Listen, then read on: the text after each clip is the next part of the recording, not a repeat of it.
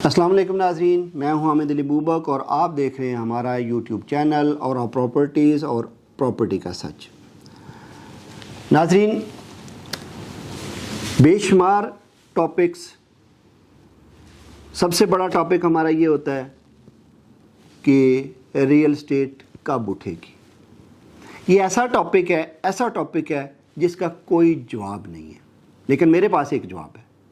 وہ یہ ہے کہ جس دن ہماری ڈائریکشن ٹھیک ہو گئی، ہمارے وہ والے فیصلے جو ہمیں پیچھے کی طرف دھکیلتے ہیں وہ فیصلے ریورس ہو گئے اور ہم نے ایک قدم آگے کی طرف اٹھا لیا، اس دن صرف ریئل اسٹیٹ نہیں، ہمارا پورا ملک انشاءاللہ اٹھے گا اور دنیا دیکھے گی۔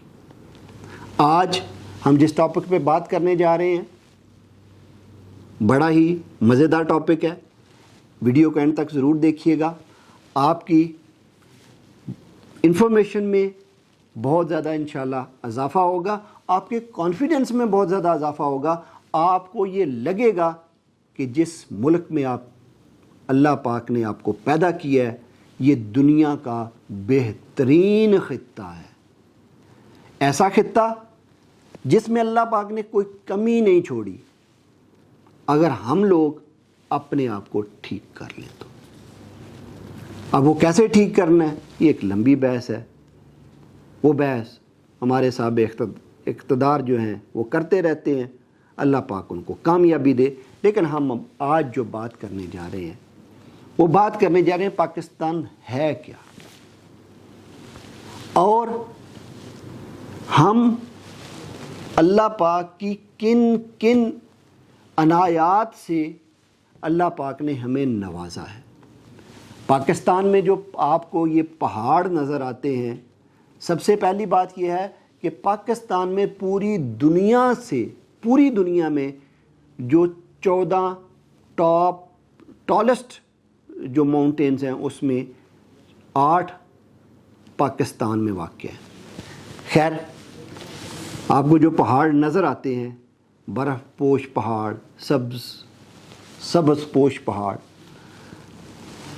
ننگے پہاڑ، بالکل پتھریلے پہاڑ، تو یہ صرف پتھروں کے پہاڑ نہیں ہیں۔ اللہ پاک نے ان پہاڑوں کے اندر بے شمار خزانے دفن کیے ہیں تاکہ ہم اپنی قسمت کو سنوار سکیں۔ اللہ پاک نے ہمیں، جیسے ہم کہتے ہیں نا کہ فلاں بندہ فوت ہوا اور اس نے اپنی وراثت میں بڑا کچھ چھوڑا، تو اللہ پاک نے جب ہمیں یہ خطہ دیا تو اس کے اندر اتنے زیادہ خزانے دفن کر کے ہمیں یہ خطہ دیا تاکہ وہ ہمیں سمجھ لیں کہ وراثت کے طور پہ ملے۔ اگر ہم بات کریں کے پی سے، تو کے پی میں اللہ پاک نے مکس ہمیں وسائل دیے ہیں۔ وہاں پہ آپ کے پاس جو ذریعہ راضی بھی ہے، وہاں پہ زراعت بھی ہے، اور اس کے ساتھ ساتھ اگر ہم صرف کچھ ایریاز کی بات کریں جن کے حقائق، جن کی چیزیں ہم تک پہنچی ہیں، تو اس میں شمالی وزیرستان کا ذکر نہ کرنا زیادتی ہوگا۔ شمالی وزیرستان میں صرف ایک جو منرلز کے ریئر ارتھ کے ذخائر ہیں، جس پہ حامد میر صاحب نے ایک پروگرام بھی کیا تھا، وہ ٹی وی پہ موجود بھی ہے، وہ صرف وہاں کا ایک ایریا، وہاں پہ $6 ٹریلین کے ذخائر موجود ہیں زیر زمین۔ اگر 6 ٹریلین کی ہم بات کریں ان عام لفظوں میں تو 6000 ارب ڈالر بنتے ہیں۔ اگر 6000 ارب ڈالر کی ہم تھوڑا سا اس کو ڈیفائن کریں تو پاکستان کے ٹوٹل اس ٹائم پہ جو قرضہ جات ہیں وہ 150 ارب ڈالر سے زیادہ نہیں ہے۔ اگر 200 ارب ڈالر کی بھی ہم بات کریں تو پھر بھی نیٹ اگر تو 5800 ارب ڈالر آپ کا ایک جو منرلز کا ذخیرہ ہے وہ آپ کے اللہ پاک نے عطا فرمایا ہے۔ اگر اس کے ساتھ ہم سوات کی بات کریں تو وہاں کا نیلم، وہاں کا روبی، وہاں کا یاقوت اور وہاں کے لیتھیم، یہ وہ سارے ذخائر ہیں جو اربوں ڈالر کے ہیں۔ اس کے علاوہ یہ وہ چیزیں ہیں جو حقائق ہمارے سامنے آ چکے ہیں۔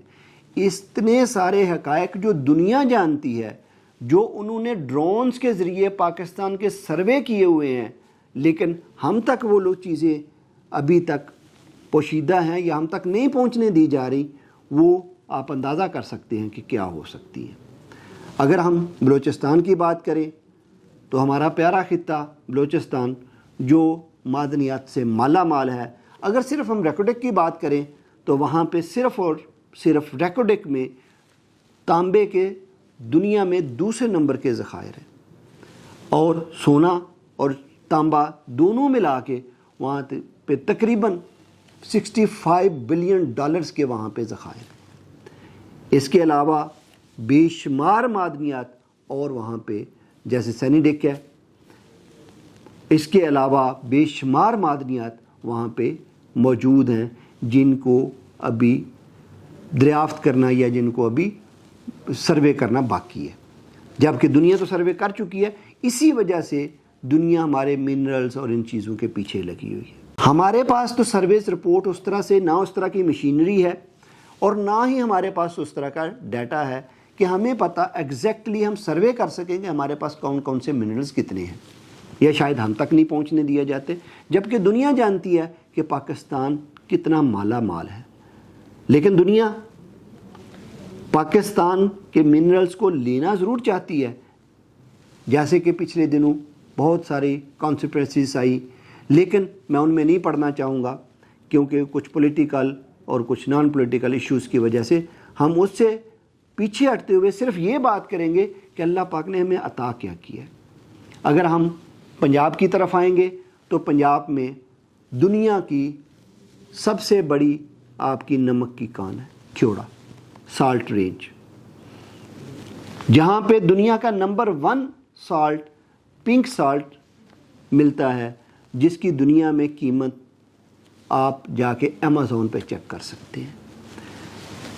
امیزون پہ صرف پنک سالٹ بیچنے والے ارب پتی بن گئے، وجہ صرف، اور وہ ایسے ہی نمک کی کانے، ایسا نمک اللہ نے آپ کو عطا کیا کہ آپ وہاں سے نمک نکالیں، کان کو بند کریں، 1 سال کے بعد دوبارہ کھولیں، وہ بھری ہوئی ہوگی، نہ ختم ہونے والا۔ اور دوسرا، زرعی لحاظ سے پورے پنجاب کو مالا مال کیا اللہ پاک نے۔ اگر ہم سندھ کی طرف چلے جائیں تو سندھ میں جو آپ کے کوئلے کے ذخائر ہیں، دنیا میں لارجسٹ کوئلے کے ذخائروں میں سے ایک ذخیرہ ہے۔ بات یہ ہے کہ اتنا کچھ ہونے کے باوجود ہماری یہ حالت کیوں ہے؟ ہماری حالت اس لیے ہے کہ ہم ہر جگہ پہ اپنا مفاد عزیز رکھتے ہیں، قوم کے مفاد کو عزیز نہیں رکھتے۔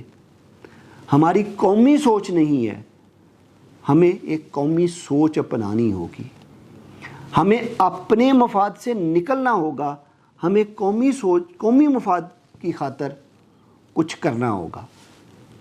وجوہات بے شمار ہیں، بتاتے جائیں گے تو ویڈیو بہت لمبی ہو جائے گی، لیکن ہمیں اتنی زیادہ اللہ پاک کی نوازشات کے بعد اللہ کا شکر ادا کرتے ہوئے ہمیں اپنے ملک کو لیڈ کرنا ہے، اپنے ملک کو ان مسائل سے نکالنا ہے، اور اس کے لیے ہم نے اکٹھے ہو کے ایک قومی سوچ اپنانی ہے، تب جا کے ہم اپنے ان جو ریزروز ہیں ان کو یوٹیلائز کر پائیں گے۔ ادروائز ہمارا حال بھی افریقہ جیسا نہ ہو جائے۔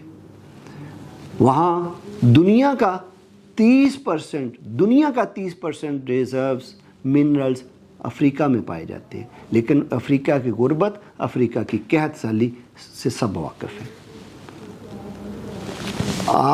میں بزنس کی بات کرتے ہیں، بزنس تو تب چلے گا کہ جب ہم لوگ اپنی ڈائریکشن ٹھیک کریں گے اور یہ جو ریزروز ہیں، یہ جو چیزیں ہیں، ہم ان کو سیکیور کر پائیں گے۔ جیسا کہ سعودی عرب میں पेट्रोलियम मसनूआत बहुत ज़्यादा निकलती हैं। ईरान पेट्रोल का सबसे बड़ा सबसे ज़्यादा पैदावार करने वाला मुल्क है। रशिया पैदावार में आगे है। लेकिन कभी आपने सोचा है, आज आप चले जाएं, ChatGPT खोल लें, गूगल खोल लें, कुछ खोल लें, आपको पता चलेगा कि अमेरिका शैल ऑयल में सबसे ज़्यादा पैदावार करने वाला मुल्क है। लेकिन आज तक उसने अपने रिज़र्व्स खोल के भी नहीं देखे। वो क्या करता है, वो कहता है कि पहले दुनिया के रिज़र्व्स को यूज़ किया जाए। जब वो कहता है दुनिया के रिज़र्व्स को यूज़ कर लेंगे तो फिर मैं अकलौता बचूंगा, जो मेरे पास रिज़र्व्स होंगे मैं खुद भी यूज़ करूंगा और फिर दुनिया को अपनी मनमानी कीमत पे दूंगा। इस तरह कौमें दूसरे लोगों को कंट्रोल करती हैं। जब कौमें ज़िंदा होती हैं, जब कौमें जाग रही होती हैं अपने हकूक़ के लिए, अपनी चीज़ों के लिए, ना कि शॉर्टकट्स के पड़ी होती हैं, ना कि जुए में पड़ी होती हैं, तो इन सारी चीज़ों से जब इंसान निकलता है तो कौम बनता है। तो कौमें तभी बनती हैं जब वो कौमी सोच अपनाते हैं। अगर मेरी वीडियो अच्छी लगी हो, लाइक कीजिएगा, सब्सक्राइब कीजिएगा। इंशाअल्लाह अगली वीडियो में हाज़िर होंगे। और नीचे कमेंट्स कीजिएगा कि क्या हम भी कभी जदीद कौमों में शामिल हो सकेंगे, और इंशाअल्लाह ज़रूर होंगे अगर हम लोगों ने तहैया किए रखा तो। अगली वीडियो तक के लिए अल्लाह।